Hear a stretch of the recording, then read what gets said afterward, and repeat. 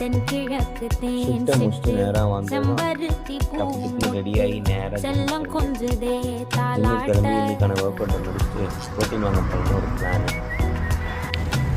அதோட புரதமும் சரியாக எடுக்கிறதே இல்லை எக்ஸசைஸ் பண்ணிட்டு வந்ததுக்கப்புறமா.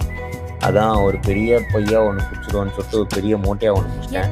318 ரியாலுக்கு வெளில போட்ட கேப்பில் ஒரு பாடி செக்கை முடிச்சுட்டு நேராக அங்கேருந்து நம்ம சந்தைகளில் இருக்க நம்ம பந்து கடைக்கு போய் அங்கே சில பல காய்கறிலாம் முடியல அவன்கிட்ட வழக்கமாக போடுற மொக்கையெல்லாம் போட்டு அப்படியே ஓசியில் ஒரு கொய்யா ஒன்று வாங்கி நல்லா மூச்சுக்கு நல்லா கட்டி சாப்பிட்டேன்.